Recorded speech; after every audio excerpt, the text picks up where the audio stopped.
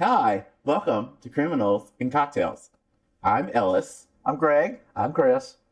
and today we are welcoming my special guest, Bernie Madoff. Yay. Woo. So you may think that, like, oh my God, you guys are always talking about murder and criminals, and they're so gory and into it, and they're so criminals. But today, We're not discriminatory. We like all crime. But today, we're going to look at my favorite. And my favorite is criminals that steal money. Why are those your favorite? Yeah. I don't know why they're like my favorite.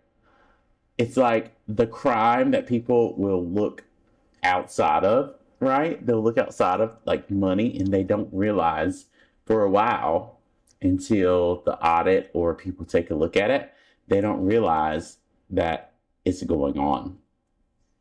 Is it just money or is it all white collar crime? It's all white collar crime, right? We're not killing anybody.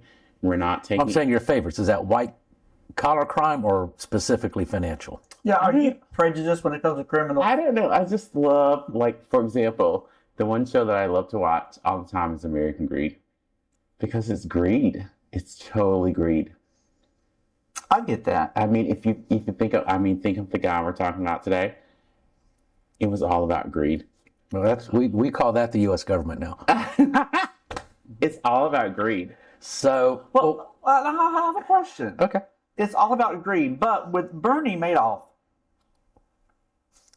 was it all about greed or was it about the status that it brought him? He was never wrong.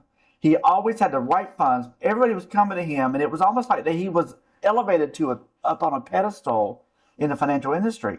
So was it all about the money or was it also about the status it brought him? It was all about the money. It's all about the money. Okay, so first of all, he had status in the 90s. I mean, he was a 3-time chairman of NASDAQ, which, for those who don't know, that's a tech stock exchange. I think New York Stock Exchange, American Stock Exchange, and then you've got NASDAQ. Mm-hmm. He was a chairman for three terms in the 90s. He had the status. He was known. Yeah, he learned how to manipulate the system. Well, that too. I mean, we're talking, just jumping into this, I mean, I know. Bernie Madoff, right? For those of you who don't know.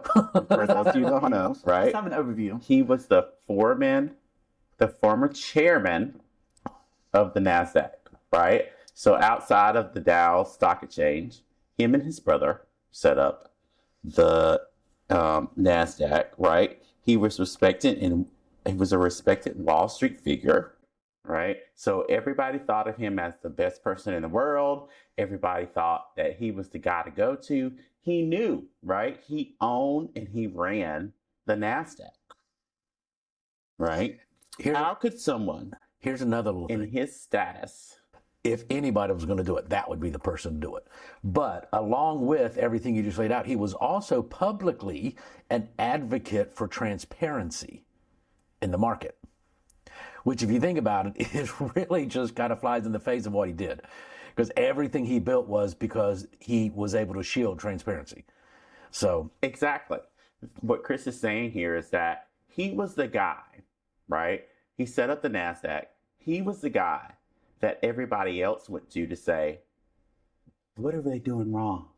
Mm-hmm. What should they be doing right? Well, let's look at what you're doing. We should be doing this, right? So how, as Chris was saying, can this guy be a fraud? Mm-hmm.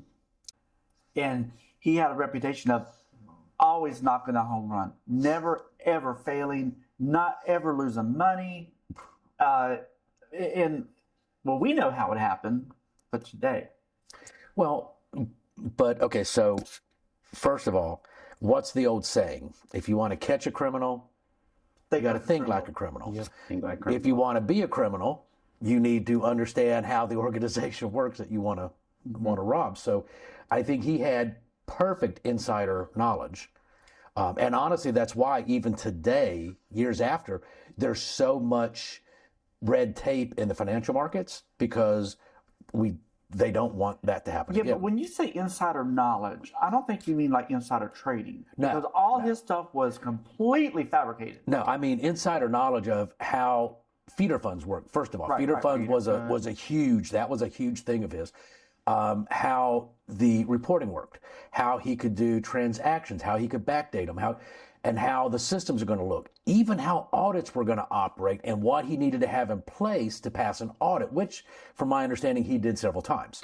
Right. So it's a good thing to say, okay, we're talking all this like banker jargon because all three of us have been bankers. We're in the investment. So we have to talk about exactly what he did. So what Bernie Madoff did was what's called a Ponzi scheme. So a Ponzi scheme is basically, I take money from Greg, I take his capital, if you think, and then I go and take Greg's capital, and then I go and I talk to Chris, and I say, hey, Chris, look at this. I'm making all this money on this capital, right? Then Chris decides to give me his capital, right? So now I have Greg and Chris capital. With the Ponzi scheme is I'm taking the money and I'm paying myself. Right, he's creating fraudulent funds that nobody else can get into. Only he can get access to. So they can't. Well, he marketed on exclusivity. Right. You know, and he even told potential investors, I'm really not looking for anything new, because he knew how to sell it.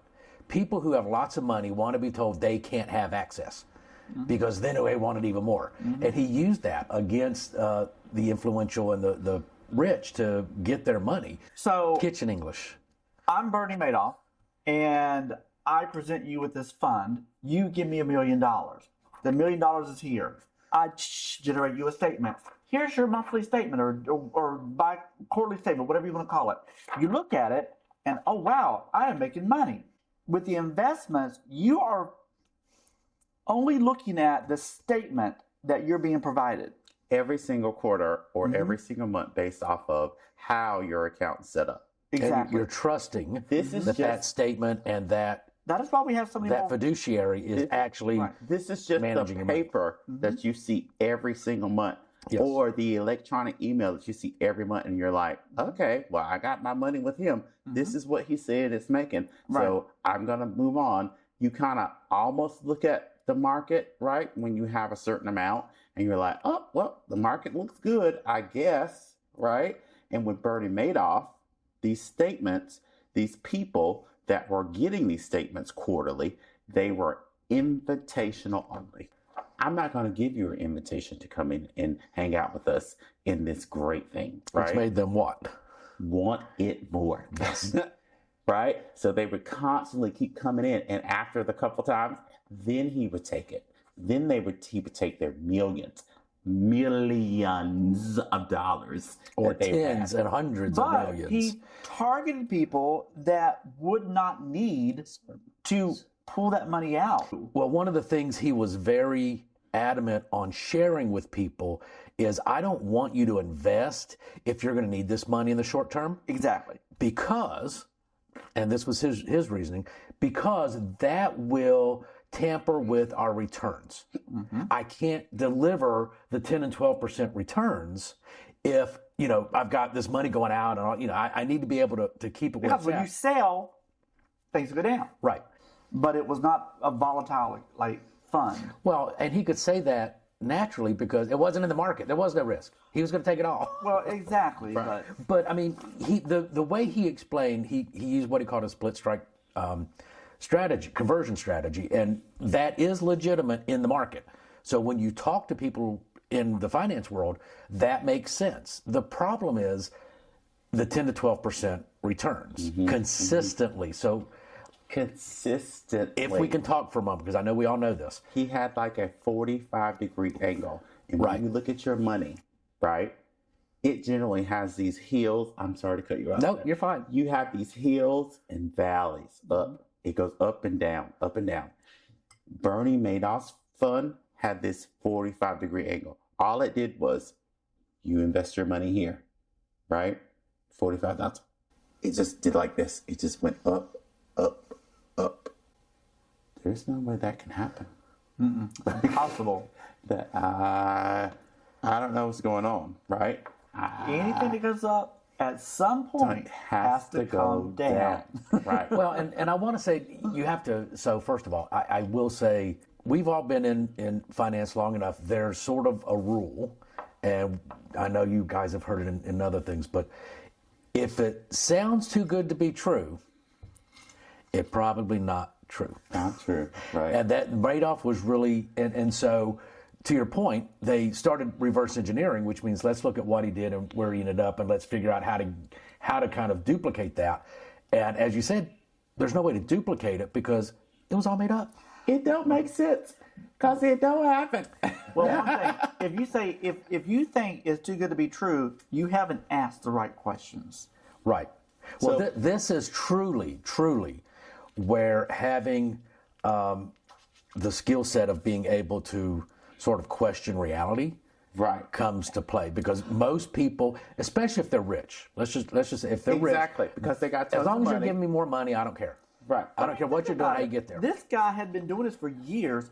Mega people in the wealth industry, celebrities, ultra wealth, all were trusting him. He had this big name. Well, what did he say was the first trigger? Do you know? No, 1992. That's what he said. that's what he said. But what prompted him to do this? Like something had to happen. He wanted more money.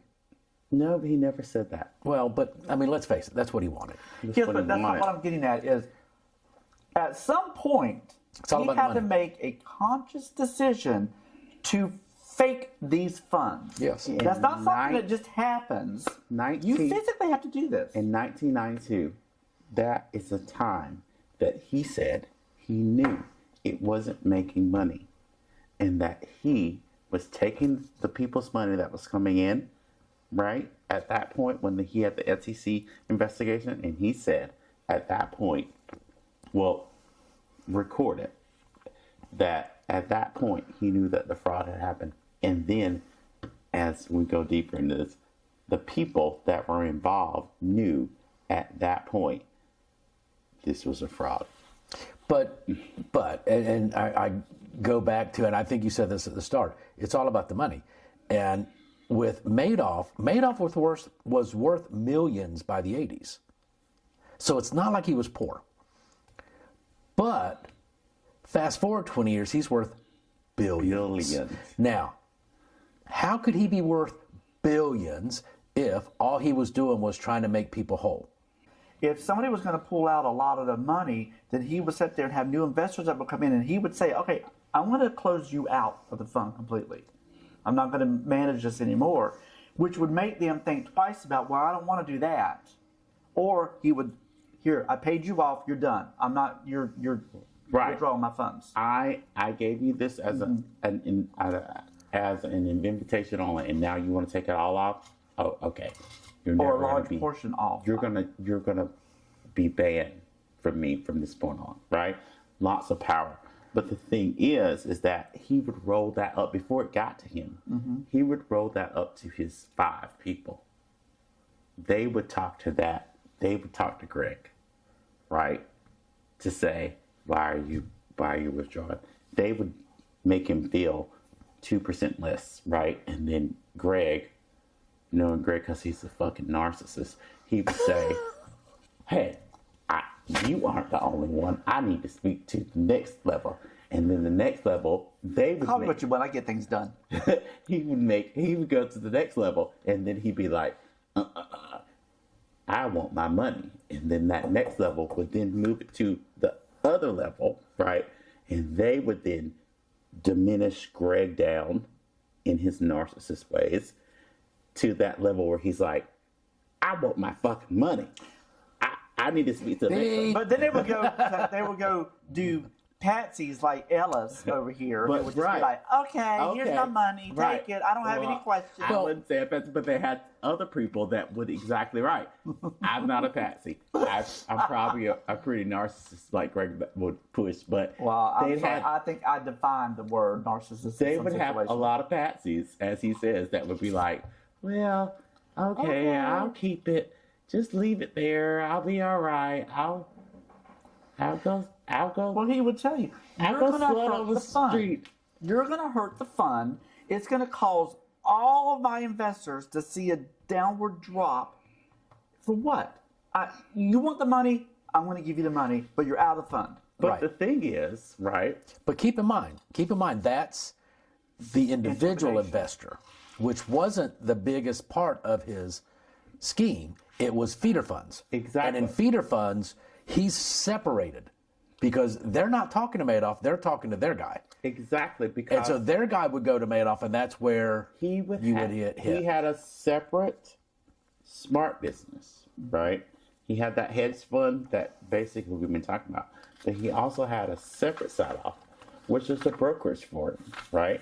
That his two sons were running and his brother, right? And that was kind of the legal piece. That was the legal piece, right? That was the legal part of it, where it was brokerage back and forth. They release money, lose money. So on the actual overall balance sheet, when you look at it, it was going up and down right there. Well, he was doing things like he was making it like he was doing blue chips and a bunch of different stuff, wasn't he? It was blue chips and options were because it was a split.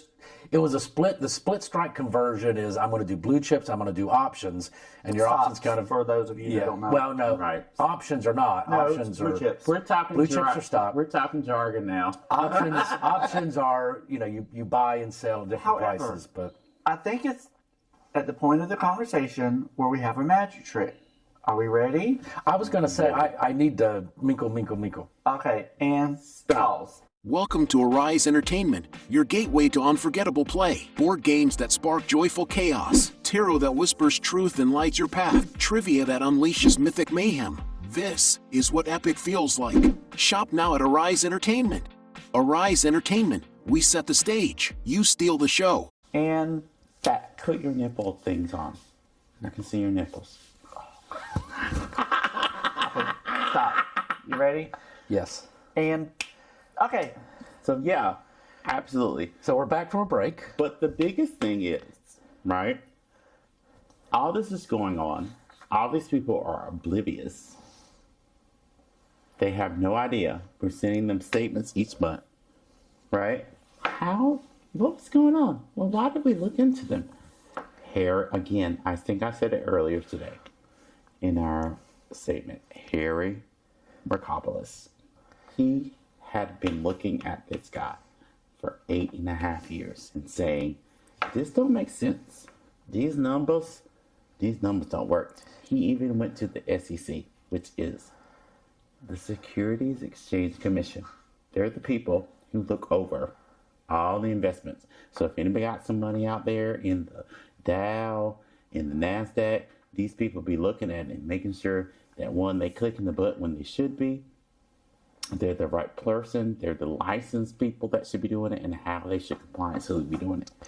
And this Harry McCobble's guy was very adamantly about this mathematically don't make sense. Mm-hmm. When you look at Barry Madoff LLC, Securities LLC, what they're sending out every month don't make sense, right? Now let's talk about something for a minute, because this is one of the challenges that, or one of the big challenges I think he faced, and maybe I don't know that people are giving it proper due, but he looked at it for 8 years.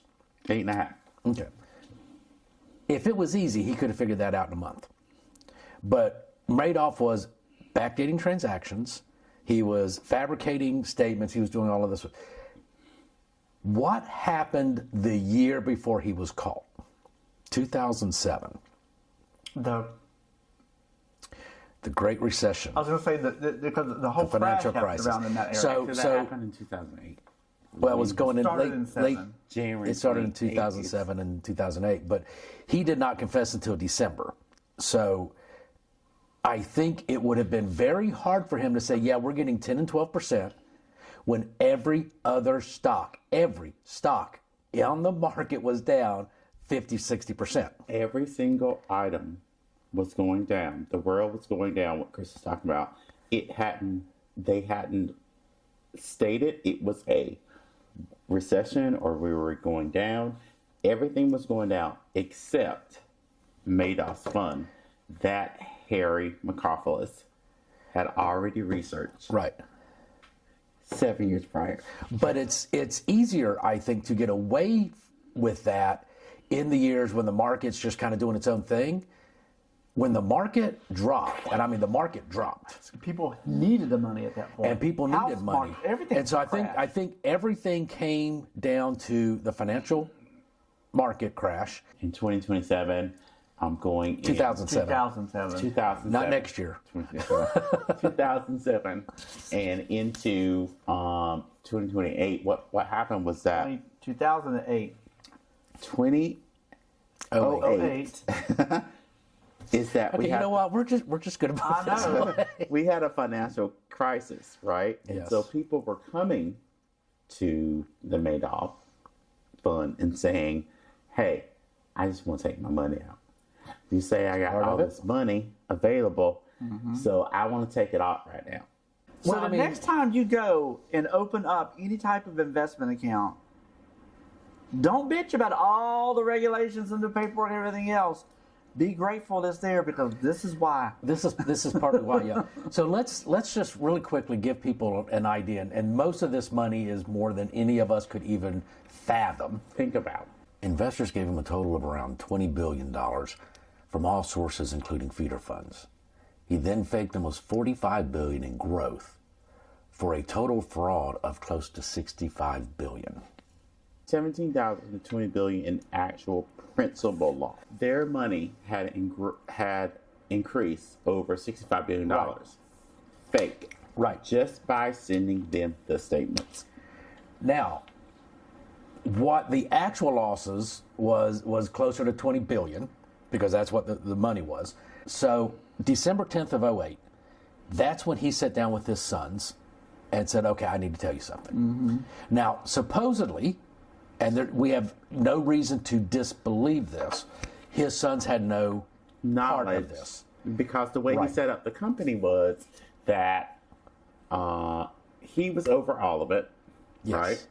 The brother Peter was over the compliance. He was the compliance officer. And the two sons were over the brokerage Right. fund, Which was the legal Which was the legal part of it.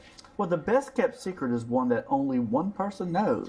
Well, the more people that know, the harder it is to keep the secret. Exactly. And then the wife signed off as the CEO of the whole company. Right, but there's no evidence that she knew what was going on. And I'll be honest with you. So let's talk about the family for a moment. The sons, I think, were legitimately duped. However, I have to say, if they were that deep into the financial markets of actually leading compliance and leading the daily operations, it would be hard to not question that, I And think. to not know what was going on in your own organization. Right. As far as the wife, while I don't think she purposely had any part of it, I think she was the quintessential New York socialite. Was, as long as my husband's making money, I don't care. She kind was of the thing. patsy. She was the patsy, but I don't think she cared. She was getting the money. She didn't care as long as it made her look good. Right. She was rolling around with the high city housewife. I believe you there. So let's go. So December. Let's go over the timeline. That's what I'm doing. December 10th, he confessed to his sons. December 11th, the next day, the FBI came and arrested him. The 10th, he confessed to his sons. His sons actually caught and turned him in. Yes, the sons were the ones who went to their attorney. Right. And I really don't think he would have confessed to the kids had his house of cards not fallen. Yeah. He knew the jig was up at that point. He was like, I got to come clean and just. Well, he was done. basically telling his family first. He Yes. told the people that they may come after first. He told the brother, the compliance officer for all of it, right? And then he told his sons and the wife. Well, let's talk about, okay, we know who he is. We know what he did. But let's really talk about the financial impact. Let's talk about his charges, which I did before. Let's talk about his charges really quick. Security fraud, duh. Investment advisor fraud, duh. Mail and wire fraud. Okay, so there's one you could go, wow, how does that play in? Because he was mailing statements that were fraudulent. And he was taking money and giving money over wires that was a fraudulent. Well, 11 actual charges. 11 actual charges. false statements, perjuries, theft from an employee benefit plan, Right. because he took money from Their those 401k. feeder funds and stuff. You had pension plans coming and said, hey, we want to invest with you. And he was taking that money. So that's theft from employee benefit plans. So that's what happened when his cards all came down. December 28, right? He pleaded guilty in 29. December 08. Oh, in 08. He pleaded guilty We're in from a future time. 09. He was sentenced to 150 years in prison. Yes. The judge called his crimes extraordinarily evil, right? And I believe that statement. I think that statement's a little We'll talk, underwhelming. but you have to talk about the impacts to understand We're that. going to get that. We're going to get to that. But the bulk of this were the elderly. These were people who were in their 60s, 70s, 80s and invested with him. They were people who had their pensions They with had him. their pensions, their retirements. And their- most of that, Those are the feeder funds, though. part of them were feeder funds, part of them were direct. and But their most of it was 401k. the major, like the big money, those celebrities and ultra wealth. You could sit there and say, oh, well, the person that had $20 billion lost $5 billion, big whoop. That's not the case here. You had many people who were like, okay, they had maybe $1 million. They were in their 70s. They worked all their life to have this. And it was invested, maybe not, by their own choice with Madoff. And suddenly they don't have anything. And what are they going to live on? Well, not only that, when you're getting a statement that says you're making all this money, you tend to be a little bit more free with what you have. You make and different buy financial things decisions. that you might not have normally bought. You go out and you do things that you might not normally do, vacations, whatever else. So There were charities and foundations. there were charities and foundations. $1 million Madoff became $1 billion Barry. The Ely Wiesel Foundation was one of them. Carl Ruth Shapiro Foundation. Steven Spielberg's Wonderkind Foundation. All were victims.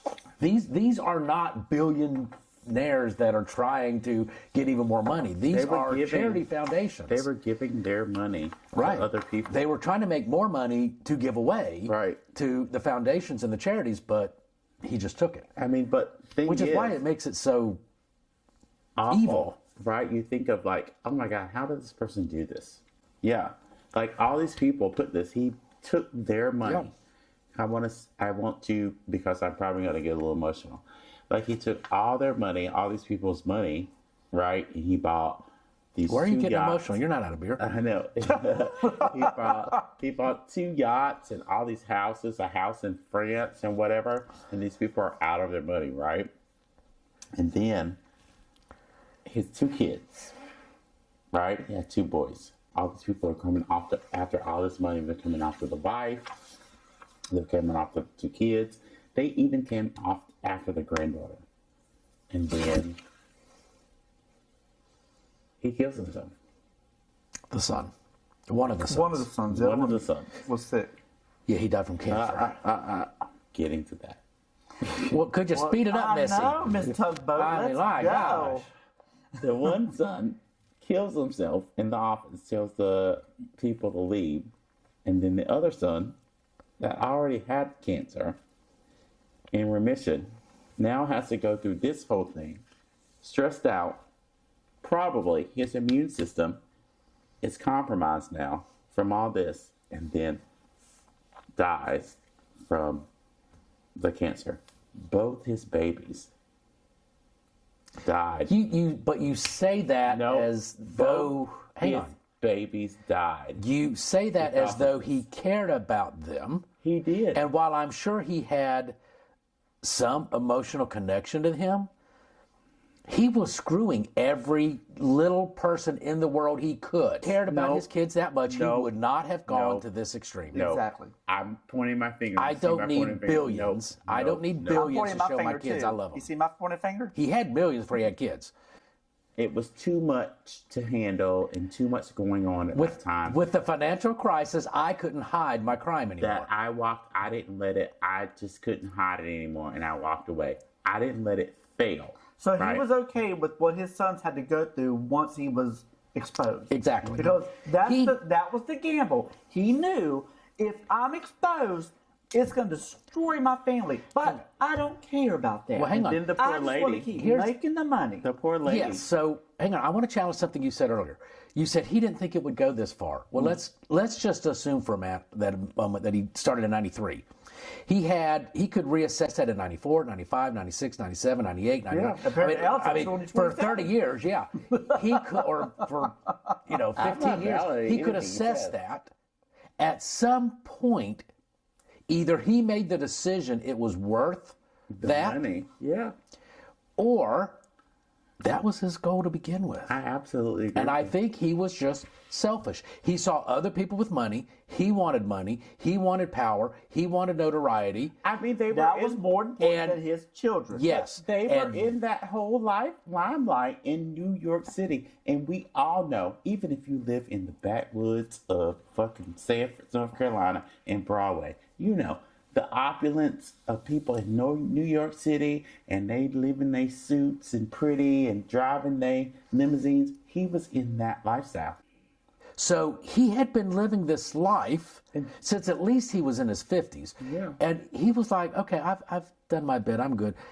But he knew And then he knew he And was you going to know leave what he that at could've his. did? If he really wanted to wrap this up in a nice little bow, this tells you how much he loved the power. He could have falsified the funds to go down to where they were bankrupt. Well, he Nobody could would have have got paid on it. he could have stopped it the first year, the second Well, year, yeah, I'm just the talking about fifth if year, you the really 10th got year. that close to But it. the real bad thing is, right? You in fake it reference- right up, you can fake it right in down. reference to like what we're talking to and all we talked about today, or during our conversation or session, is that he was sentenced to 150 years, right? He was 150. Which I don't even think he served 10% of. The Madoff 5, they were like 5 to 10 years that they got. The two kids, of course, they didn't get anything. They unfortunately died, or they actually from natural causes they died. Both one suicide, one cancer. The wife. Well, suicide's not natural. Yes. Well, okay. Thank you, Chris, for telling me that. I'm just saying it's not natural. But Well, maybe it will be a the 2028, wife. I don't know. yeah, I mean, The future- wife didn't die, but she moved off to the Hamptons or something. There were so many civil suits. There's a civil She suit. lost a lot, though. That- She lost a lot of her assets, a lot of her money. The I civil mean, suit again, says she could have any money, but Right. any of her assets have to be given to the whole, the loss. They've actually recovered. let's talk about that. They've recovered. You told me to wrap up. Partial recovery. Yes. Partial Well, recovery. they've from- recovered. largely recovered. $14.4 billion have been recovered No. currently. So let's go back to the numbers we were at before. And I'm sorry, I've got a lot of numbers in front of me. 20 billion is what people gave him. That's what they lost. They got back 19 billion of that. So all but $1 billion. So at the end of the day, all of his customers lost $1 billion. Now that's a lot of money. I mean, let's just say that's a lot of money. But most cases like this barely get back 10 or 20 cents on the dollar. To get 94 cents on the dollar, because they recovered 94% Well, my of this. research was like 75 cents per dollar. 94, Well, yeah, but 94 cents on the interject dollar for is one what they got. second. What you're saying is true, but you got to also take into consideration that doesn't account for the way people were living, thinking that money was there. It was I- hard. and totally, it doesn't totally. account for 20 years of A growth, Right. hardship. regardless of the fake growth. Right. The real growth they could have got in a normal, stable fund. I totally get that. But All that's gone too. If my- but if I could've had thought, like literally, right? And this is how you think too. I'm in this Bernie Madoff fund and it's doing 12%, right? I'm not gonna buy, right, a $5,000 house or $1 million house. right. I'm gonna buy a $250 house, right? Now, Yes. right, I have this fund, I'm out here on my retirement. This is my house that I'm buying that I think is average based off of my retirement income that I'm going to have Right. in the end, right? And now you're finding out, oh, I bought this house based off of my retirement income that's been going for like 10, 15 years. So Right. I'm going to get this. And then to find out, oh, I ain't got none of that now. Right. So now I am not in a hard, right? I'm in a hardship because I can't fucking Me. I can't pay for this house. Think of your person that you have right now, and I want all of you hearing my voice. Think of right this moment that the person that you got all your money in your retirement invested, and then tomorrow you found out they was fraud. Yeah. What the fuck would you do? Ain't that gonna fuck your whole retirement up? Not saying it wouldn't. So, I mean, at the end of the day, I mean, let's talk a little bit. So, SEC oversight, major reforms, increased scrutiny, stricter auditing requirements, greater transparency in hedge fund operations. All of this stuff came out of this. I love the things about money. You'll probably often see things about money from me. Let's just kind of talk notable victims for a moment. Kevin Bacon, Kira Sedgwick, John Malkovich, Zsa Zsa Gabor was another one. No wonder she was such a bitch. I know. Larry King was all the another. money.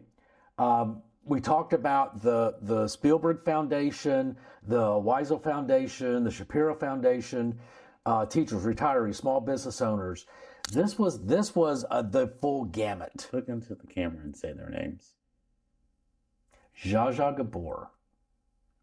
Which, honestly, I don't feel bad about that one. I don't know why. Probably because she slapped it off. But her sister, Ava, was just a doll. I loved her. Green Acres. What about closing statements, guys? Okay, I'll go first on closing statements. He was the scum on the bottom of what's on my shoe. Wow. He really, I mean, I'm sorry. I have no doubt he was very intelligent, well-known, smart, successful, whatever. I hesitate that's on the successful part since, past the 80s, but I think he was just scum. I mean, he was, and as we said earlier, he was willing to sell out everybody from his sons and his wife and his brother, all the way down to the teacher down the street, the grandmother across the way. He was going to sell everybody just so that he could have a really nice boat and lots of property and money. And that's my closing statement. What would you like to say, Greg? One of the reasons I got into the financial industry to begin with because I loved to help people realize their dreams. And that meant helping them plan for their future, helping them get the house they wanted, helping them send their kids to college. These were things that really inspired me to want to do better and help people. And I think Bernie Madoff was or is the evil within that organization, that people look up to individuals that are licensed. They look up to people that they feel like have the knowledge to help them improve their life and support their families. And he took advantage of that. He destroyed so many lives, so many families, including his own. And I'm glad that he was sentenced to 150 years. And I'm glad that he is no longer on the face of this earth, because we wiped the slime off the bottom of the barrel with him when he passed. That is my closing statement. Thank you. I greatly appreciate that, both of your closing statements. And I can agree with you. All right. He was extraordinarily evil. If you think of the entire Madoff scheme, he did not care. He was continually narcissistic. He was thinking about himself all the time. Every dime that was invested in his scheme was about him, not the people involved, right? And he didn't think about the entire time how this would affect his wife that he loved. They talked about it. He loved his wife and then his two children, right? He did not think how it would affect him. Even his grandchildren. He was only thinking about how it would affect him. And for that, entirely, that to me is just an evil act. And it's a totally heinous crime. Thank you for joining us today. Till next time. More inhumanness on the way.